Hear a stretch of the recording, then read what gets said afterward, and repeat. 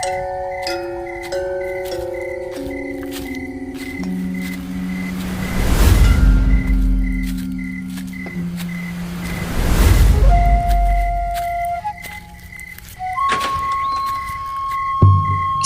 datang di Jalan-Jalan Malam.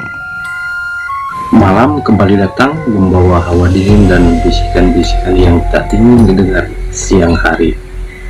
Dan malam ini kita menelusuri sebuah kisah yang berasal dari tanah Sunda. Sebuah kisah tentang seorang raja yang tak pernah benar-benar pergi, seorang raja yang meninggalkan jejak tak kasat mata. Jejak yang hanya bisa ditemukan ketika malam sedang diam-diam jatuh ke bumi. Selamat datang di Jejak Raja Galuh.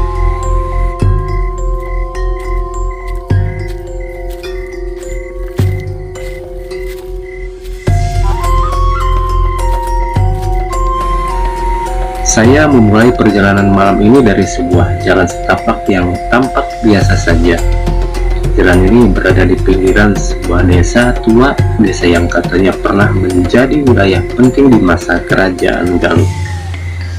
Udara di sini dingin, tapi bukan dingin biasa, dingin yang seperti menyimpan sesuatu.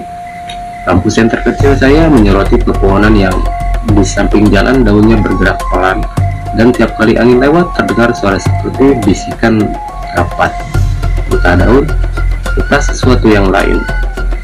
Beberapa langkah di depan samar-samar terlihat sebuah bangunan besar, gerahnya rumit, pilar-pilar kayunya menjulang. Bangunan itu adalah istana tua yang konon masih dijaga oleh penguasa aslinya. Warga menyebutnya Paseban Wengi, tempat bermeditasinya Raja Galuh di malam hari, tempat di mana batas antara dunia manusia dan dunia leluhur tidak pernah jelas.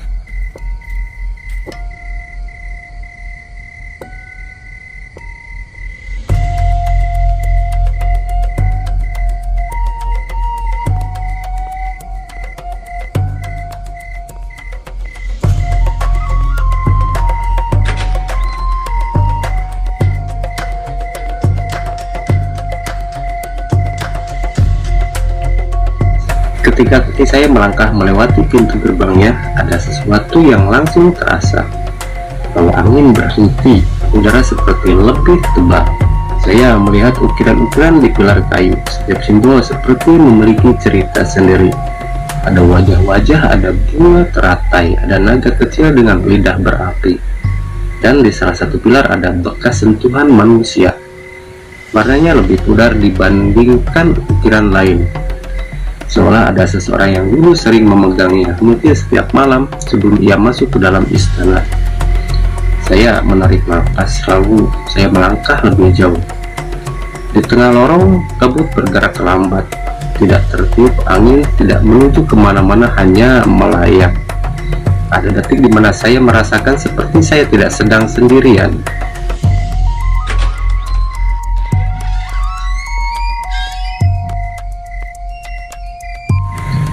Beberapa menit saya berdiri diam, hanya mendengarkan suara malam.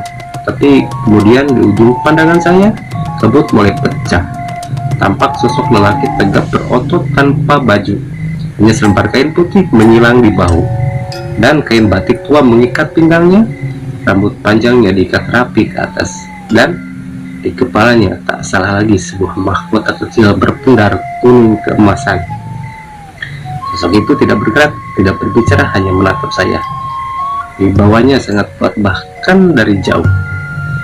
Banyak cerita bahwa Raja Galuh tidak pernah benar-benar meninggalkan istananya. Arwahnya katanya masih menjaga wilayah ini, dan malam ini saya melihatnya sendiri.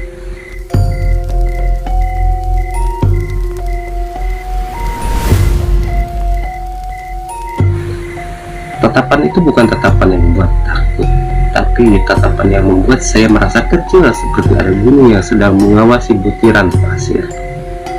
Warga di sini selalu bilang, jika seseorang melihat sang raja artinya ia diizinkan, karena tidak semua orang bisa masuk ke wilayahnya. Dan saya malam ini entah mengapa dianggap layak. Tanpa sadar, bibir saya bergetar. Saya mencoba mengucapkan salam lembut. Sampurasun punten Raden, abdi teu hoyong ngaganggu abdi ngan hoyong terang carita anjeun. Lalu sesuatu terdengar.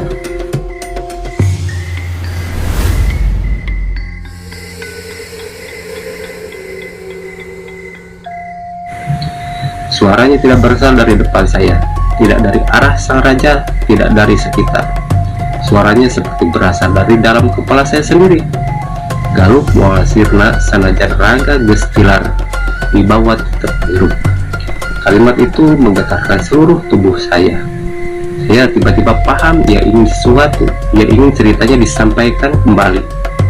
Ia ingin rakyat masa kini tahu bahwa Galuh bukan sekedar legenda. Ketika saya membuka mata, sosok sang raja hilang.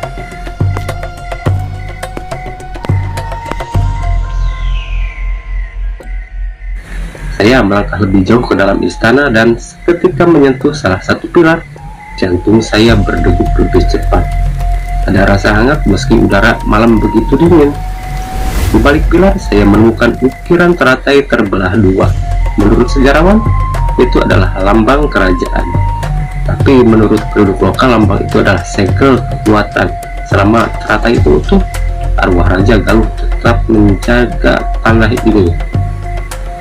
Saya membelai ukiran itu pelan dan tiba-tiba di telapak tangan saya terasa getaran kecil, sangat halus tapi nyata.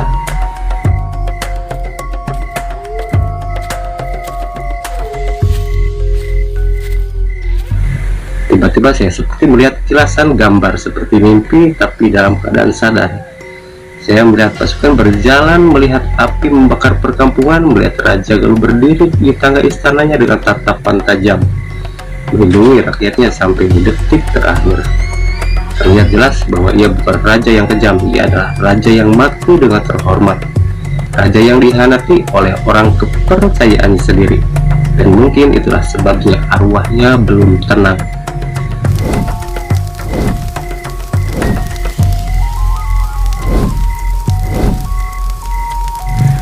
Dalam perasaan itu saya mendengar satu kalimat terakhir, kalimat yang begitu lembut namun terdengar seperti petir. Sampaikeun yen tanah ieu lain keur dijarah tapi keur dijaga.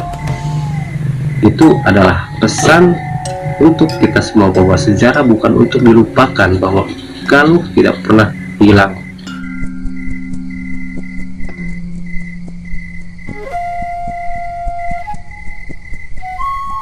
Ketika saya menuruni tangga istana dan menoleh ke belakang, tidak ada apa-apa di sana.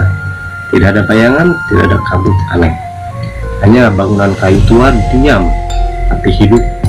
Dan saya tahu Raja Galuh masih ada di sana, menjaga malam, menjaga tanahnya, menjaga sejarahnya.